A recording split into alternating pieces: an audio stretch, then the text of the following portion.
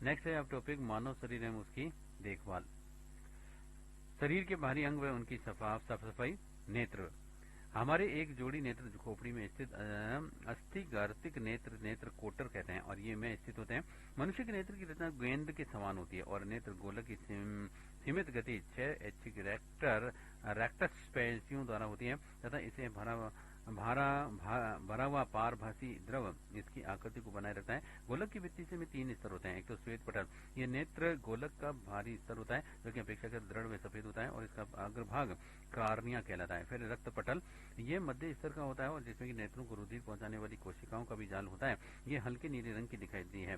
फिर तीसरा दृष्टि पटल, ये सबसे भीतरी स्तर होता है जिसमें कि श्लाका, रूट्स और शंकु कौन होते हैं। शंकु अधिक प्रकाश में स्पष्ट बिंब बनाने वाले और रंग विभेदन का कार्य करते हैं, जबकि शलाकाएं मंद प्रकाश में देखने और वस्तु की गति के लिए उत्तरदायी होती हैं। नेत्र गोलक के सामने वाले भाग में सबसे बाहर वाला स्तर पारदर्शी कार्निया बनता है। मध्य स्तर में एक गोल काला छिद्र नेत्र का तारा या फिर पुतली कहलाती है और पुतली के चारों ओर पेशीय वारितारिका या फिर आयरिस होता है जो कि पुतली के आकार में आवश्यकता अनुसार परिवर्तन करता है। नेत्र के स्वाभाविक काले, नीले व भूरे रंग के भी लिए भी आयरिस की उत्तरदायी है। पुतली के ठीक पीछे एक पारदर्शक आवरण से ढका हुआ लेंस होता है और फिर दृक तंत्रिका नेत्र तथा दृष्टि पटल को नेत्र गोलक के मध्य तथा थोड़ी पश्चिम ध्रुव के ऊपर छोड़ती है तथा रक्त वाहिनी यहाँ प्रवेश करती है। प्रकाश संवेदनी कोशिकाएं उस भाग में नहीं होती हैं, अतः इसे अंध बिंदु कहते हैं और अंध बिंदु के पार्श्व में फोविया रेटिना का पतला भाग भी होता है जहाँ केवल संकुल संघनित होते हैं। यह वह बिंदु है जहाँ की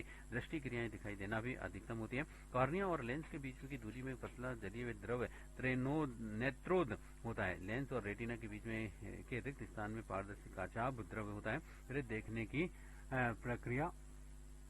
दृष्टिपटल पर उल्टा चित्र बनता है और दृष्टिपटल की तंत्रिका इन संवेदनाओं को ग्रहण करके दृक तंत्रिका द्वारा मस्तिष्क तक ले जाती है और जहाँ के उस वस्तु का ज्ञान प्राप्त होता है और वह वस्तु का सीधा प्रतिबिंब दिखाता है।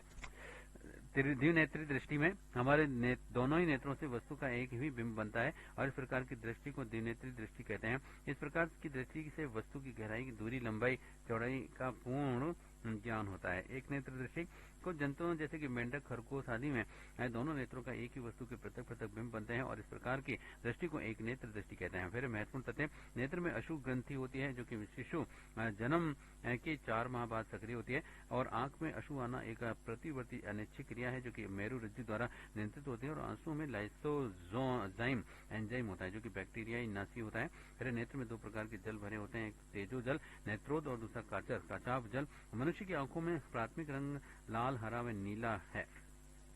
कर्ण 2 संवेदी क्रियाएं करते हैं, एक तो सुनना और शरीर का संतुलन बनाना। शरीर क्रिया विज्ञान की दृष्टि से कर्ण को 3 मुख्य भागों में व्यक्त किया जा सकता है, एक तो बाह्य कर्ण, दूसरा मध्य कर्ण और फिर तीसरा अंतः कर्ण। और बाह्य कर्ण पिन्ना या फिर आरिकुल्ला तथा बाह्य श्रवण गुहा से मिलकर के बना होता है। पिन्ना वायु में उपस्थित तरंगों का एकत्रित करता है जो कि ध्वनि उत्पन्न करती है और बाह्य श्रवण गुहा कर्ण पटह झिल्ली पर भीतर की ओर जाती है और पिन्ना तथा मिट्टस में कुछ महीन बाल और मोम श्रान्वित करने वाली तेल वसा ग्रंथियां होती हैं और कर्ण पटह झिल्ली संयोजी ऊतकों की बनी होती है जो कि बाहरी और त्वचा से तथा अंदर श्लेष्मा झिल्ली से अवतरित होती है। मध्य कर्ण 3 अस्थिकाओं से बना हुआ होता है जिन्हें कि मेलियस, इंकस और स्टेपीज कहते हैं और स्टेपीज हमारे शरीर की सबसे छोटी हड्डी है और ये एक दूसरे को श्रृंखला के रूप में भी जुड़ती हुई रहती है। कर्ण अस्थिकाएं ध्वनि तरंगों को अंतःकरण तक पहुंचाने की क्षमता को बढ़ाती है और द्रव से बना अंतःकरण लेबेरिंथ कहलाता है। आगे टॉपिक था आर्गन ऑफ कॉर्टाई। आधारीय झिल्ली पर स्थित होता है जिस पर की आंतरिक सतह पर भी स्थित रोम कोशिकाएं श्रवण ग्राही के रूप में भी कार्य करती हैं। अंतःकर्ण में कोकिलिया के ऊपर जटिल वेस्टिबुलियर तंत्र भी होता है और वेस्टिबुलियर तंत्र के विशिष्ट ग्राही क्रिस्टा व मैक्स्यूला जो कि शरीर के संतुलन व सही स्थिति के लिए भी उत्तरदायी होते हैं और श्रवण की क्रिया है। और फिर कर्ण ध्वनि तरंगों को तंत्रिकीय आवेगों में बदलता है जो कि मस्तिष्क द्वारा उद्दीप्त व क्रियात्मक होकर के हमें ध्वनि की पहचान कराते हैं और बाह्य कर्ण ध्वनि तरंगों को भी ग्रहण करके कर्ण पटह तक भेजता है और ध्वनि तरंगों की प्रतिक्रिया में कर्ण पटह में कंपन होता है और ये कंपन कर्ण अस्थिकाओं मेलियस और इंकस को स्टेपीज में होते हुए गोलाकार खिड़की तक पहुंचते हैं और फलस्वरूप आधारीय झिल्ली में गति से रोम कोशिकाएं मुड़ती हैं और टेक्टोरियल झिल्ली पर दबाव डालती हैं और फलस्वरूप ही संगठित अभिभावकी न्यूरॉन्स में तंत्रिका आवेग उत्पन्न होते हैं और ये आवेग अविवाही तंतुओं द्वारा श्रवण तंत्रिकाओं से होते हुए मस्तिष्क के श्रवण वलकुट तक भेजे जाते हैं और यहाँ पर आवेगों का विश्लेषण करके ध्वनि को पहचाना जाता है। फिर नाक से गंध का ज्ञान होता है और हमारी घ्राणेन्द्रियां घ्राण पाली की स्थित होती हैं और घ्राणेन्द्रियों का प्रारंभ एक भाग नासा छिद्र कहलाता है जिसमें कि रोम संवेदी तंत्रिकाएं होती हैं। नासा के मध्य भाग में श्लेष्मा झिल्ली होती है और ये श्लेष्मा स्त्रान्वित करती है जो कि बाह्य वायु को नम करती है तथा धूल के कणों व जलवाणुओं को भी श्वास नलिका में जाने से रोकती है। घ्राणेन्द्रियों के अंतिम भाग को भी घ्राण क्षेत्र कहते हैं और इस भाग की मुख्य संरचना घ्राण तंत्रिका है। त्वचा एक योजी ऊतक है और इसके मुख्य दो भाग होते हैं, एक तो बाह्य त्वचा और दूसरा चर्म। बाह्य त्वचा पर स्वेद ग्रंथियों के छिद्र में रोम पाए जाते हैं। चर्म त्वचा के इस भाग में रोमों की जड़ों में स्वेद ग्रंथियां, तेल ग्रंथियां और नलिकाएं, रुधिर कोशिकाओं तथा पेशी तंतुओं का जाल भी होता है। फिर त्वचा का रंग मेलेनिन पिगमेंट ये इन पर निर्भर करता है और फिर नाखून में बाल कैरेटिन प्रोटीन से बने होते हैं। हाथ इनसे हम सभी प्रकार की कार्य कर सकते हैं और हाथ से कंधे, कोहनी, कलाई और अंगुलियों के जोड़ इस प्रकार से होते हैं कि उन्हें आसानी से हिलाया डुलाया जा सकता है और इसी कारण से हम खाना पकाना, खिलाना, खींचना, फेंकना आदि का कार्य भी कर सकते हैं। पैर ये हमारे शरीर का वजन उठाते हैं और पैरों में कूले, घुटने, टखने, पंजे व अंगुलियों के अस्थि जोड़ होते हैं और जो कि पैरों की गति करने में सहायक करते हैं। पैरों के अस्थि जोड़ों के साथ साथ ही मांसपेशियां भी गति में सहायता मिलती है। इन्हीं के कारण उठना, बैठना, चलना, दौड़ना आदि कार्य संपादित होते हैं और हमारे पैरों में शरीर की सबसे बड़ी व सबसे मजबूत हड्डी फीमर होती है।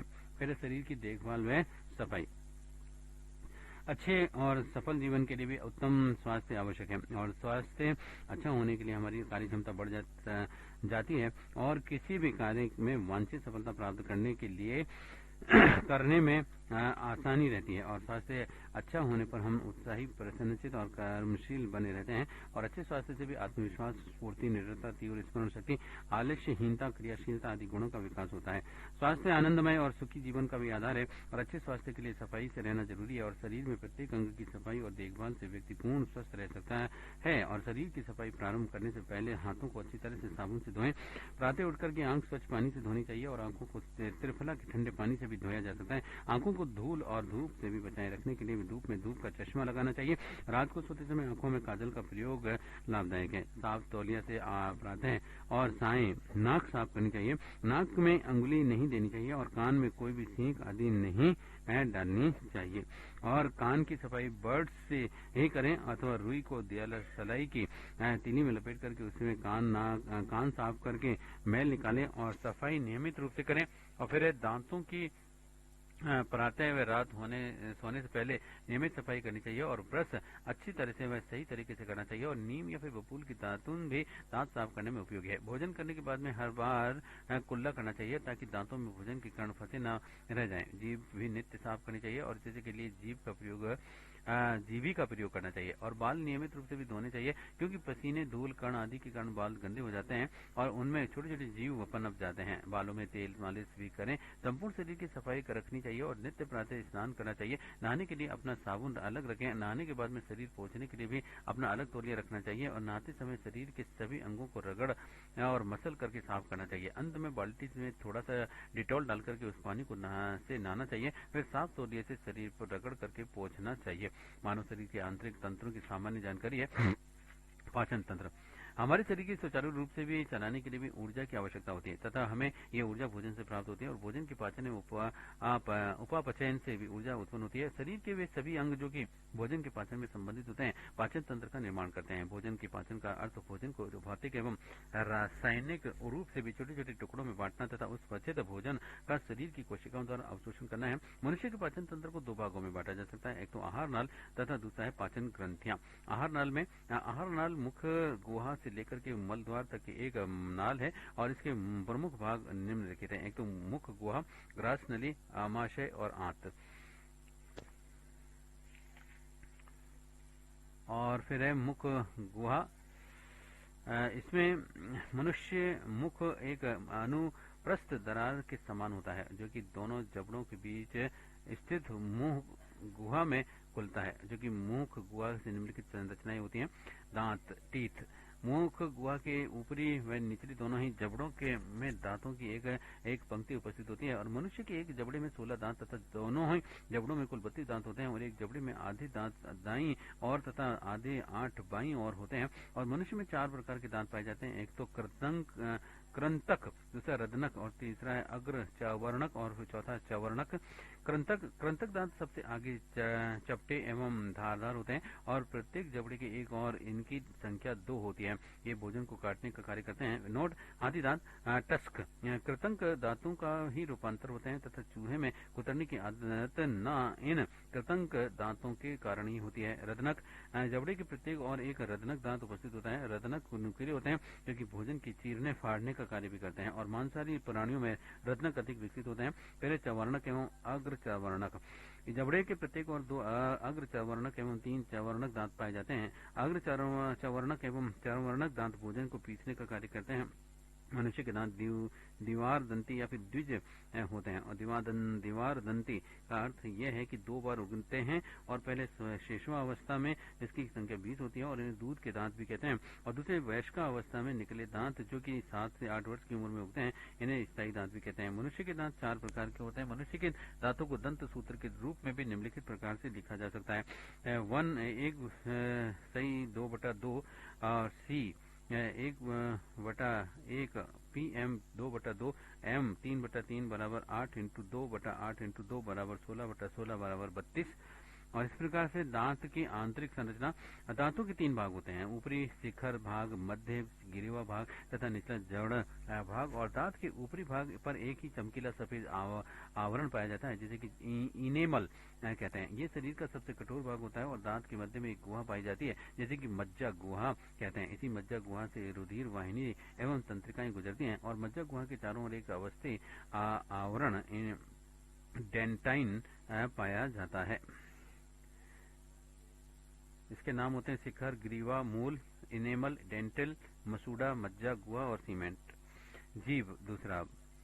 मुख्य गुहा के फर्श पर एक मोटी एवं मांसल संरचना पाई जाती है जिसे कि जीवा यानी टंग कहते हैं। और मनुष्य में जीवा आगे की तरफ से खुली हुई तथा पीछे की तरफ से चिपकी रहती है और जीवा की सतह पर अनेक छोटे छोटे उभार पाए जाते हैं जिन्हें कि स्वादंकुर कहते हैं। और स्वादंकुर भोजन के स्वाद एवं प्रकृति का ज्ञान कराते हैं। जीवा के अग्रभाग पर भी मीठे स्वाद का, पीछे के भाग पर कड़वे स्वाद का तथा जीवा के किनारों पर खट्टे स्वाद का ज्ञान कराने के वाले स्वादांकुर होते हैं। जीवा भोजन को मुख में चलाने का उसमें लार मिश्रित करने का कार्य करती है। ग्रास नली एक नलिकाकार संरचना है जो कि आमाशय में खुलती है और इसकी दीवार पेशी होती है तथा उसमें अनेक सलेष्मा ग्रंथि भी पाई जाती है जिसमें कि सलेश निकलता है। सलेश ग्रास नली की दीवार को चिकना बनाता है जिसमें कि भोजन आसानी से आगे बढ़ता जाता है। फिर अमाशय एक थैलीनुमा संरचना है जो कि उदर गुहा में बाईं ओर होता है और अमाशय के 2 भाग होते हैं: अग्र भाग कार्डिय और भाग तथा पिछला पाइलोरिक भाग और जो कि अग्रहणी में खुलता है। अमाशय की दीवारें पोषीय होती हैं जो कि भोजन को अच्छी तरह से पीसती हैं। अमाशय की दीवारों में अनेक ग्रंथियां पाई जाती हैं जिन्हें कि जठर ग्रंथियां कहते हैं। इन ग्रंथियों द्वारा जठर रस का श्रावण होता है। इस रस में पाचन एंजाइम होते हैं जो कि भोजन का पाचन करते हैं। और इसके अलावा अमाशय की दीवारों में हाइड्रोक्लोरिक अम्ल HCl का श्रवण करने वाली ग्रंथियां भी पाई जाती हैं और यह हाइड्रोक्लोरिक अम्ल भोजन के माध्यम को अम्लीय बनाता है ताकि जठर रस में उपस्थित एंजाइम क्रियाशील हो सके। और इसके अलावा HCl भोजन को जीवाणु रहित भी करता है। और अमाशय से भोजन छोटी आंत में जाता है।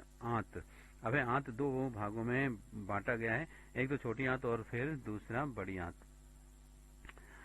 छोटी आंत का अगला सिरा ग्रहणी कहलाता है एवं शेष भाग इलियम कहलाता है। अग्नाशय से आने वाली अग्रासी वाहिनी तथा पित्त वाहिनी मिलकर के सामान्य वाहिनी बनाती है जो कि ग्रहणी भाग में खुलती है और पित्त वाहिनी से स्नानुवृत्त रस भोजन का माध्यम क्षारीय बनता है जैसे कि अग्नासी रस में उपस्थित एंजाइम के सक्रिय हो जाते हैं। और इलियम की दीवारों पर अनेक उंगलियों के समान भी संरचनाएं पाई जाती हैं जिन्हें कि आंत रसांकुर कहते हैं और ये रसांकुर आंत की अवशोषण सतह में वृद्धि करते हैं। फिर बड़ी आंत पुनः 2 भागों बृहद्रांत्र तथा मलाशय में बटी होती है। मध्यांत्र में अपचित भोजन से कुछ भी जल का अवशोषण होता है तथा शेष अपचित भोजन मलाशय में इकट्ठा हो जाता है और जैसे कि मल द्वारा बाहर निकाल दिया जाता है। और छोटी आंत तथा बड़ी आंत के संधि स्थान पर एक मोटी नली अंधनाल तथा एक क्रमिकार उभार और अपेंडिक्स उपस्थित होती है, और ये दोनों ही मनुष्य के अवशेषी अंग हैं। पहले दूसरा बी है पाचक ग्रंथियां।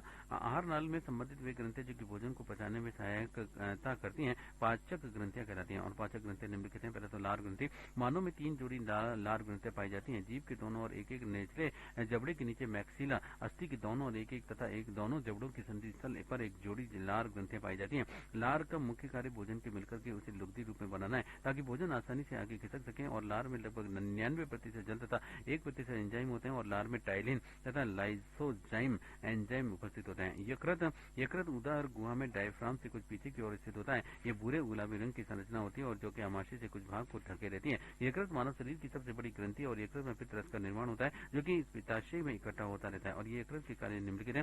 यकृत की कोशिकाएं अतिरिक्त ग्लूकोज को ग्लाइकोज में बदल करके संचित करती हैं। यकृत आवश्यकता से अधिक अमीनो अम्ल को भी पायरुविक अम्ल तथा अमोनिया में बदल देता है। यकृत अमोनिया को यूरिया में बदल करके यूरिया का निर्माण करता है। ये विटामिन ए का संश्लेषण तथा विटामिन ए, सी तथा डी का संचयन करता है। यकृत फाइब्रोनोजन नामक प्रोटीन का निर्माण करता है, जो कि रक्त का थक्का बनाने में मदद करता है। अग्नाशय यह शरीर का एकमात्र वह ग्रंथि है जो कि अंतःस्रावित एवं बहिःस्रावित दोनों ही प्रकार की ग्रंथि है। और बहिःस्रावित ग्रंथि के रूप में अग्नाशय से अग्नाशयी रस स्रावित होता है, जिसमें कि पाचक एंजाइम होते हैं। और ये रस एक सामान्य वाहिनी द्वारा आंत के ग्रहणी भाग में स्रावित किया जाता है। अग्नाशय की कुछ कोशिकाएं जो कि समूह के रूप में व्यवस्थित रहती हैं, उन्हें लैंगरहैंस की द्वीप भी कहते हैं। लैंगरहैंस के द्वीप में ग्लूकागोन तथा इंसुलिन नामक हार्मोन निकलता है, और ये हार्मोन सीधे ही रक्त की मिल जाते हैं।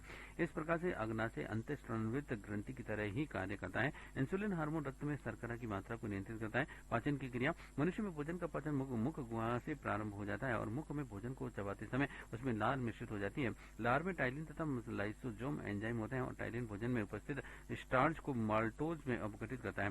लाइसोजाइम एंजाइम भोजन में उपस्थित हानिकारक जीवाणु को नष्ट कर देता है, और मुख से भोजन लुगदी के रूप में परिवर्तित होकर के ग्रास नली में जाता है। और ग्रास नली में भोजन का किसी प्रकार का पाचन नहीं होता है, और ये भोजन को केवल आमाशय तथा ही पहुंचाने का कार्य करती है। आमाशय में भोजन के पहुंचने पर भी आमाशय की दीवारों में उपस्थित जठर ग्रंथियों द्वारा जठर रस का श्रवण होता है, जिसमें कि पूर्व आमाशय में HCl भोजन से मिलकर के भोजन को अम्लीय माध्यम प्रदान करता है तथा टाइलिन एंजाइम को निष्क्रिय कर देता है। और जठर रस में पेप्सिन, रेनिन एवं म्यूसिन नामक एंजाइम होते हैं। और पेप्सिन भोजन में उपस्थित प्रोटीन को प्रोटीओजेज तथा पेप्टोन में बदल देता है। रेनिन दूध में घुलनशील प्रोटीन कैसीन को कैल्शियम पैराकैसिनेट में बदल करके दूध को दही में बदल देता है। और म्यूसिन भोजन को चिकना बनाता है तथा आमाशय की श्लेष्मा झिल्ली पर एक रक्षात्मक आवरण बनाता है, जिससे कि पाचक एंजाइम आमाशय की दीवारों को नहीं पचा सके। और इस प्रकार से अब आमाशय के अर्धपचित भोजन को काइम कहते हैं। फिर आमाशय को काइम ग्रहणी में पहुंचाता है, और यहाँ पर इसमें यकृत के निकलने वाला पित्त रस मिलकर के भोजन का माध्यम अम्लीय से क्षारीय बनाता है। और पित्त रस में कोई भी एंजाइम नहीं पाया जाता, और इसके साथ ही पित्त रस का वसा का इमल्सन बनाने में सहयोग देता है। और पित्त रस के साथ ही अग्नाशयी रस भी काइम में आकर के मिलते हैं, और अग्नाशयी रस में कई पाचक एंजाइम भी होते हैं। ट्रिप्सिन यह प्रोटीन तथा पेप्टोन्स और पॉलीपेप्टाइड तथा अमीनो अम्ल में बदल देता है। और एमाइलेज यह स्टार्च को शर्करा में बदल देता है। और लाइपेज यह इमल्सिफाइड वसा को वसी अम्लों में तथा ग्लिसरॉल में बदल देता है। इस प्रकार से पचित भोजन काइम अधिक तरल होकर के आंत्र के अगले भाग इलियस में पहुंचता है, और यहाँ पर आंत्रीय रस स्रावित होता है, जो कि क्षारीय प्रकृति का होता है। और आंत्र रस में इरोप्सिन, माल्टेस, सुक्रेस और लैक्टेस तथा लाइपेज एंजाइम पाए जाते हैं। यूरोप्सिन शेष प्रोटीन एवं पेप्टोन पर क्रिया करके उन्हें अमीनो अम्लों में माल्टोज शर्करा को ग्लूकोज में सुक्रेज, और सुक्रोज को ग्लूकोज एवं फक्रोज में लैक्टेज, और लैक्टेज को ग्लूकोज एवं लैक्टोज में तथा लाइपेज इमल्सिफाइड वसाओं को ग्लिसरॉल तथा अम्लीय अम्लों में बदल देते हैं।